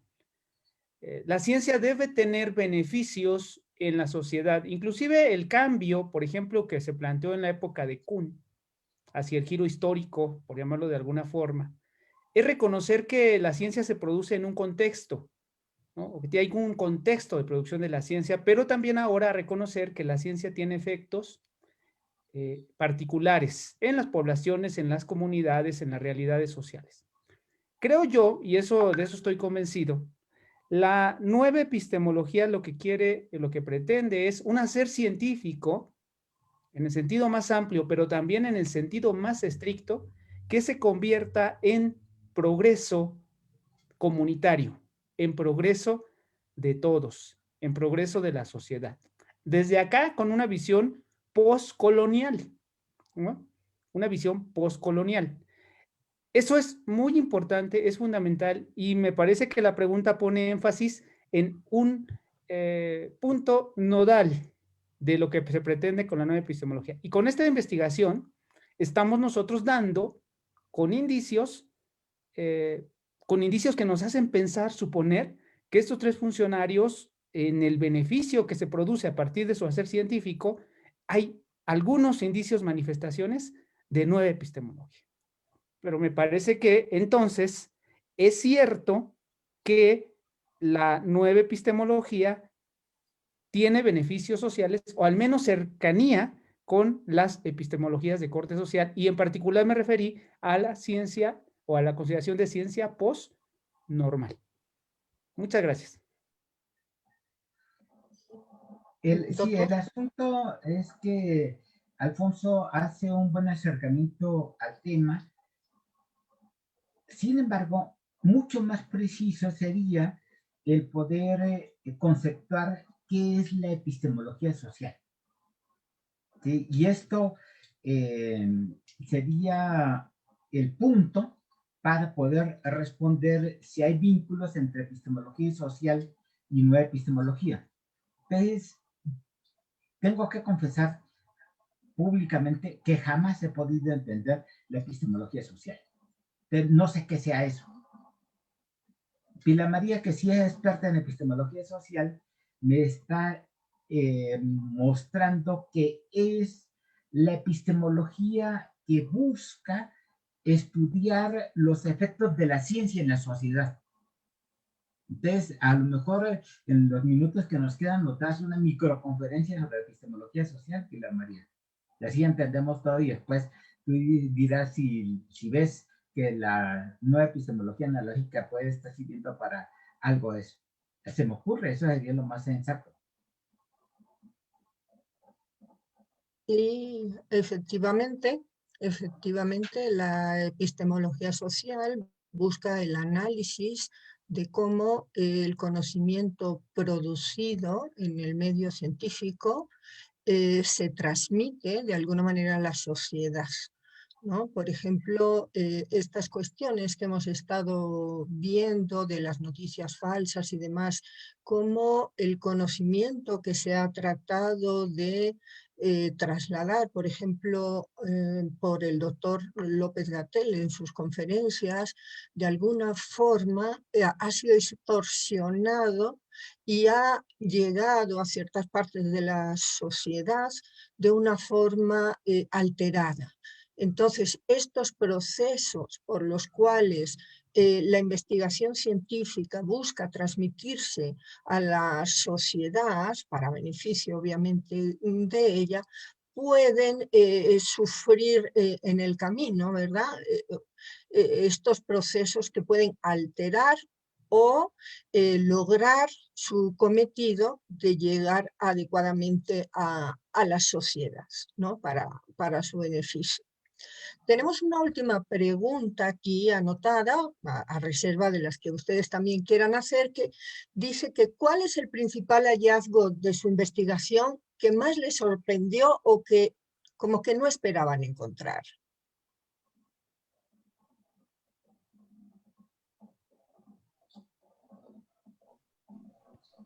¿Puedo Le deja participar? ir.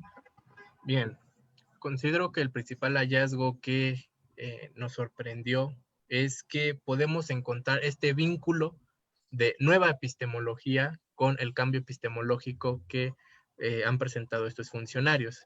Es decir, si bien sabemos, o no sabemos, porque la verdad todavía no se sabe si conozcan o no a la nueva epistemología, pero podemos dar cuenta que esta forma de concebir y de hacer ciencia está generando esta transformación de paradigma, ¿no? Es decir, ya no tenemos la ciencia tradicional que, pues, del positivismo realmente existente, sino que se está haciendo una lucha para poder generar este cambio en la ciencia. Entonces, podemos dar cuenta que lo que plantea la nueva epistemología, la conozcan o no, se vincula con este cambio epistemológico que se está presentando de manera explícita o implícita. Yo creo que sería el principal hallazgo que quizás en lo personal, o podría hablar por mis compañeros y mi maestro, hemos podido encontrar. Y en un segundo momento, quizás no es el más importante, pero que sí responde a este principal hallazgo, es que se está haciendo una ciencia para o a favor de la sociedad y que reivindica todos aquellos saberes que quizás el positivismo ha negado, ¿no? Podemos encontrar, repito, el ejemplo de que da Toledo Mansur con la agroagricultura, como saberes de campesinos, saberes de distinta índole, han sido negados, lo que llamaría Boaventura de Sousa, por el epistemicidio, un epistemicidio que el positivismo ha generado, por saberes técnicos que han reducido al hombre, a la naturaleza, a la mujer, a los niños, a todos en general, a meros objetos de producción.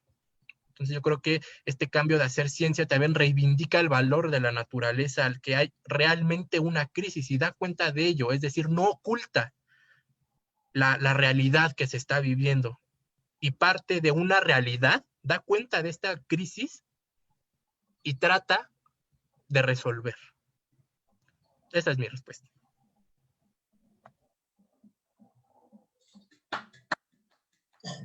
Además de los aplausos, ¿alguien más quiere intervenir? Estefanía, y abre tu micrófono, por favor.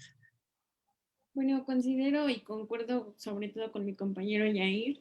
Sobre todo, bueno, a mí lo más sorprendente es la visión que tienen, ¿no?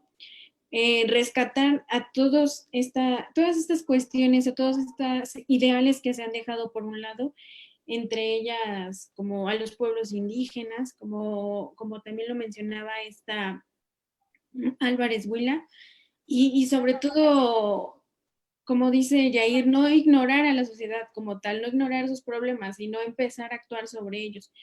Sobre todo ahorita un gran ejemplo es López-Gatell con las conferencias. Él está actuando sobre la epidemia que estamos teniendo, ¿no?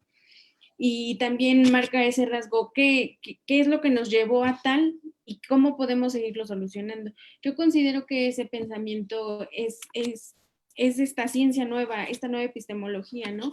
Plantearnos sobre la realidad y empezar a actuar en ella.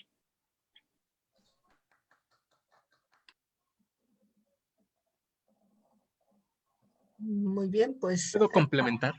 Claro que sí, Javier. Adelante. Bueno, igual como ya mencionaron mis compañeras de investigación, considero también que es importante, lo sorprendente que estos funcionarios pues, están a cargo de ciertas instituciones, o estuvo en su momento Víctor Manuel Toledo Mansur en la Semarnat, emprendiendo políticas científicas, o sea, impulsando desde estas instituciones un cambio científico en favor de la humanidad, en contra, o sea, buscando soluciones de las grandes crisis que tenemos, biológicas, sociales y demás. Es algo muy sorprendente, es lo que me gustó mucho de esta investigación, que podemos llegar a esa parte de la ciencia, no como la rigurosidad y que se construye en conocimiento, sino en colectividad. Proponen una ciencia colectiva y no solamente de una sola, por ejemplo, pues desde una sola parte de la ciencia, sino ya en un conjunto más grande con parte de la sociedad y estos saberes, como bien refiere Yair, como refiere también Estefanía.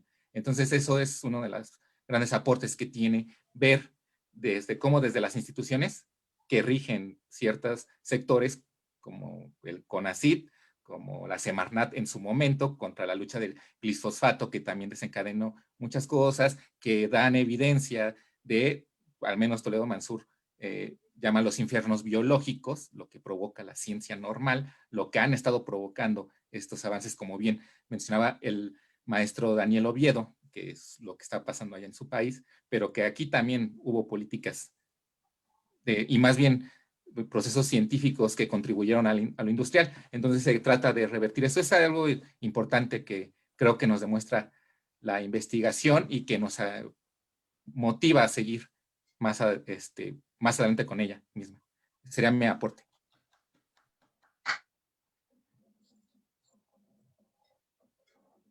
Quisiera abonar con una última reflexión, si se me permite. Yo creo que también uno de los descubrimientos en cuanto a la elaboración de este proyecto nos da cuenta es esta nueva forma también de hacer investigación. Si bien podemos dar cuenta que la ciencia positivista fragmenta el saber, es decir, decimos, es que tú eres sociólogo, tú eres pedagogo, tú eres antropólogo, distintas ciencias, creemos, o lo que provocó fue que el científico girara en su misma área sin llegar a un conocimiento quizás de frontera, ¿no? Entonces pudimos dar cuenta como equipo de investigación que realmente esta forma de hacer investigación también puede generar buenos resultados. Es decir, tenemos al licenciado Javier, que viene de la sociología, yo soy estudiante de pedagogía, nuestro maestro es filósofo, y también aquí en este mismo grupo del seminario hay distintos participantes que venimos de distintas, vamos a ponerlo así, áreas, pero que realmente eso no es lo que nos caracteriza, sino que esta nueva forma de hacer ciencia es una ciencia integral. Es decir, se cree que la ciencia es aquella como la biología, todo aquello que explica la naturaleza por medio de leyes y cálculos, pero la nueva forma de estos funcionarios de hacer ciencia es que no hay distintos saberes. Todos los científicos que quieran trabajar a favor del país son una sola ciencia. Es decir, ya no hay fragmentación, ya no hay dicotomías en cuanto a áreas, sino todos tenemos que trabajar a favor, ¿no? Y aquí es donde podemos encontrar el concepto de antropología de la ciencia visto y vivido y practicado desde este equipo de investigación y dando cuenta que el discurso o el llamado que hace la doctora María Elena Álvarez Huila a todos los científicos a trabajar en conjunto por el país y por la sociedad, podemos dar cuenta que en efecto se puede superar este paradigma hegemónico y carente en la actualidad para poder resolver las principales necesidades y que en unión, visto desde una ética, desde una ciencia de frontera, se puede generar buenos resultados. Nada más. Bueno, tenemos que ir concluyendo porque efectivamente el tiempo que dedicamos a este seminario pues está acabándose. Entonces le pediría a los participantes si tienen algo más que agregar antes de el cierre de la sesión. A ver, yo creo que mejor terminamos porque ya estamos sobrepasados 4 minutos y vamos al quinto, y hemos querido ser muy puntuales, comenzando a las 8:30 y terminando a las 10:30. Entonces, la verdad es que terminamos aquí. La próxima reunión será en 7 días, el otro viernes, interna, pero el que quiera seguir las cosas de el SPINE, está justamente el portal SPINE. Y por mí sería todo. Muchas gracias. Gracias. Entonces agradecemos a los participantes, a los miembros del equipo de investigación, a la UPN por el espacio y a todos ustedes por escucharnos y pues que tengan una linda tarde. Hasta luego.